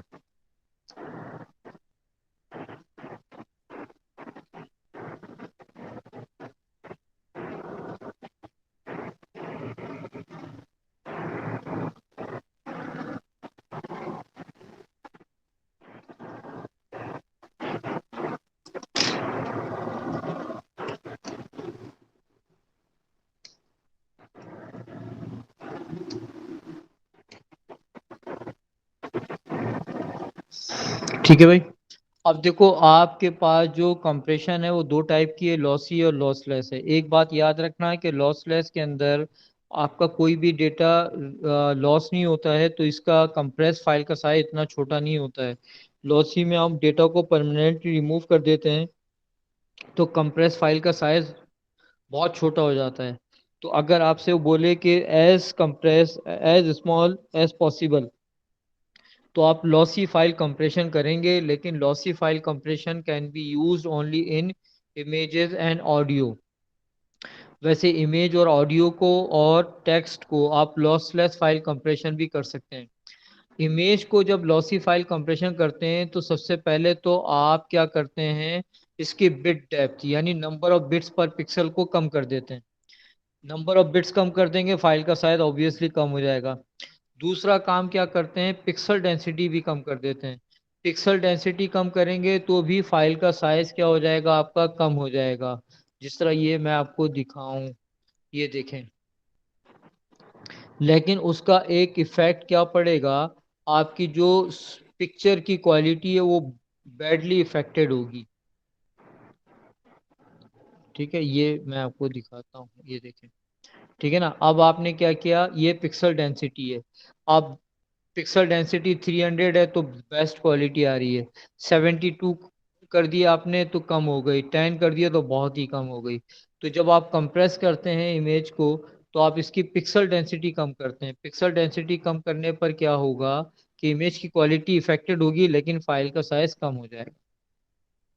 ठीक है, ऑडियो को अगर आपको लॉसी फाइल कंप्रेशन करना है, तो आप बैकग्राउंड नॉइस को रिमूव कर देते हैं और आप उस साउंड को रिमूव कर देते हैं जो आप सुन नहीं सकते, तो भी आपका लॉसी फाइल कंप्रेशन हो जाता है। लॉसलेस फाइल कंप्रेशन के लिए आप दो मेथड यूज करते हैं, एक रन लेंथ एन्कोडिंग है और एक पैटर्न रिकॉग्निशन है। रन लेंथ एन्कोडिंग, जिस तरह ये एक एग्जांपल दी है कि आपके पास लिखा हुआ है ये टेक्स्ट ए है 5 टाइम, तो आपने क्या किया, ए को एक दफा लिखा और 5 लिख दिया। एन है 9 टाइम, तो 9 को आपने एक दफा लिखा और आपने क्या लिख दिया, 9 लिख दिया। तो इससे 9 ही है ना ये? नहीं 9 नहीं है, ये 9 कर देता हूँ। ठीक है, एम जो है वो 5 टाइम है, तो आपने एन एक तरफ लिखा और ये कर दिया। तो ये क्या किया है आपने, इसका ए का रन 5 है तो आपने 5 ए लिख दिया। अब ये आपकी फाइल कंप्रेस हो गई। ठीक है ना, इसके अंदर पहले था आपका 19 कैरेक्टर से, अब इसमें कितने कैरेक्टर हो गए, 1 2 3 4 5 6 कैरेक्टर हो गए। अच्छा, अब ये आपने फाइल कंप्रेस कर दी है। डीकम्प्रेस करने के लिए आप 5a है तो a को 5 टाइम लिख दोगे, 9n है तो 9 को 5 टाइम, 9 टाइम लिख, n को 9 टाइम लिख दोगे, m 5 है तो m को 5 टाइम लिख दोगे, तो आपका पूरा पूरा डेटा रिकवर हो जाएगा। तो ये है रन लेंथ इनकोडिंग। यही काम हम किसके अंदर करते हैं, इमेजेस के अंदर। समटाइम हमारे इमेजेस के अंदर कुछ डेटा ऐसा होता है जो कॉन्सिक्यूटिवली रिपीट हो रहा होता है, ठीक है ना। तो हम आइडेंटिफाई करते हैं कौन कौन सा डेटा रिपीट हो रहा है। देखो इसके अंदर बहुत सारा डेटा रिपीट हो रहा है, तो उसका रन काउंट करते हैं और उस डेटा को रन के साथ लिख देते हैं। तो ये आपका फाइल का इमेज का साइज कंप्रेस हो जाता है। जिस तरह आप ये देखें, ये जो है इसके अंदर देखें ये 1 कितनी मरतबा रिपीट हो रहा है, ठीक है ना। तो आपने ये सबको काउंट किया और नंबर ऑफ रेपिटेशन लिख दी, आपका फाइल का साइज कम हो गया। तो ये क्या है, आपका रन लेंथ इनकोडिंग है। आप इस इमेज में भी देखें तो बहुत सारे डेटा आइटम आपको कंटिन्यूसली रिपीटेड नजर आ रहे हैं, तो आप यही काम करोगे। इसके अंदर भी ऐसा ही है, तो ये काम करोगे। तो ये क्या है, रन लेंथ इनकोडिंग है। ऑडियो के अंदर भी ऐसा होता है, बाज़ औक़ात कुछ ऑडियो सिग्नल्स, ऑडियो जो पार्ट्स होते हैं वो बार बार रिपीट हो रहे होते हैं, स्पेशली इन सॉन्ग्स के अंदर आप देखो तो बार बार वो रिपीट हो रहे हैं। तो वो क्या करेंगे, उनका कॉन्जिकेटिवली जो बार बार रिपीट हो रहे हैं उनको काउंट करेंगे और एक दफा लिखकर उसको नंबर ऑफ रिपीटेशन लिख देंगे, तो आपकी ऑडियो फाइल कंप्रेस हो जाएगी। और जब इसको डीकम्प्रेस करना होगा तो आप उस पैटर्न को उतनी मरतबा रिपीट कर दोगे जितनी मरतबा उसमें लिखा हुआ था, तो पूरी पूरी फाइल आपको रिकवर हो जाएगी। ऐसे ही आप इमेज के अंदर करोगे, ऑडियो में करोगे, एक याद करोगे सब याद हो जाएगा। दूसरा है पैटर्न रिकग्निशन। जिस तरह यहाँ पर देखें क्या लिखा हुआ है, शी, एस एच ई, एक दफा और आया, एक दफा और आया। ये कॉन्सिक्यूटिवली रिपीट नहीं हो रहा है, मुख्तलिफ लोकेशंस के ऊपर है लेकिन रिपीट हो रहा है, ठीक है। तो अब हम क्या करते हैं, इसको नोट कर लेते हैं और इसको कोई इंडेक्स दे देते हैं। जैसा मैंने कहा कि शी जो है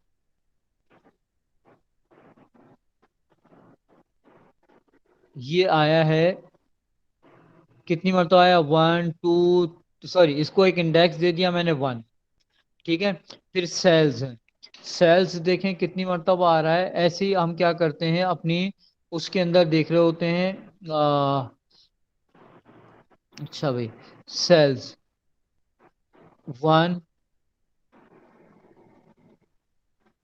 2, तो सेल्स को आपने क्या लिख दिया, 2। फिर आपने देखा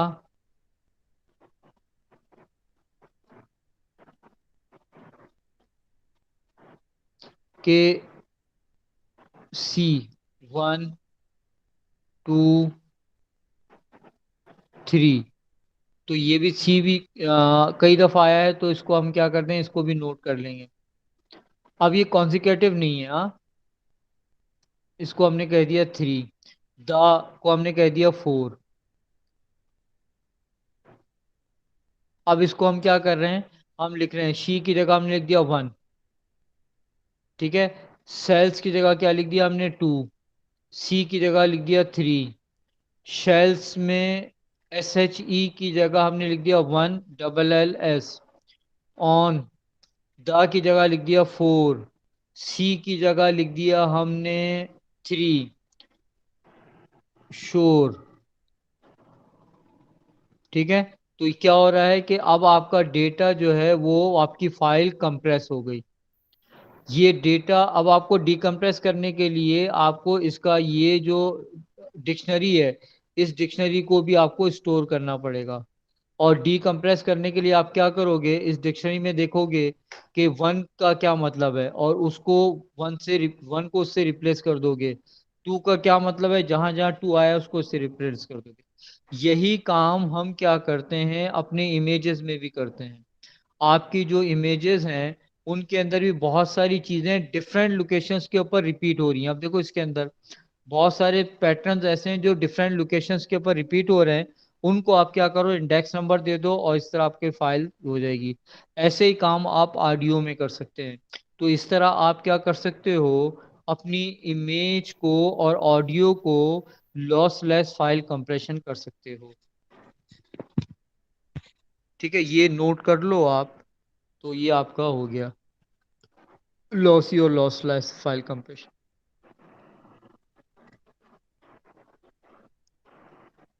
सर इसके ठीक है एडवांटेजेस बेटा। और डिसएडवांटेजेस भी आते हैं ना? हाँ, फाइल कंप्रेशन का एडवांटेज डिसएडवांटेज आता है। फाइल कंप्रेशन का एडवांटेज ये है कि फाइल का साइज कम हो जाएगा, तो ये डिस्क के ऊपर कम स्पेस लेगा, नहीं, ये लॉसी और इंटरनेट पर लॉसलेस की। कम बैंडविड्थ के साथ ये ट्रांसमिट हो रहा होगा, और जो है वो क्विकली ट्रांसमिट हो रहा होगा। लॉसी और लॉसलेस के अंदर क्या एडवांटेज और डिसएडवांटेज है कि लॉसी फाइल कंप्रेशन के अंदर डिसएडवांटेज ये है कि जो डेटा आपने रिमूव कर दिया वो परमानेंटली रिमूव हो जाएगा और वापस पुट बैक नहीं हो सकेगा।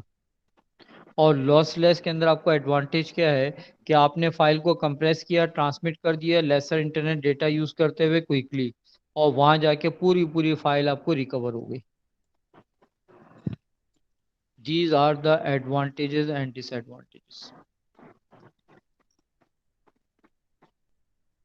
ठीक है बच्चों। जी सर ठीक है। Yes sir. अच्छा भाई, अब मैं लॉगिन होऊंगा इंशाल्लाह फजर के बाद।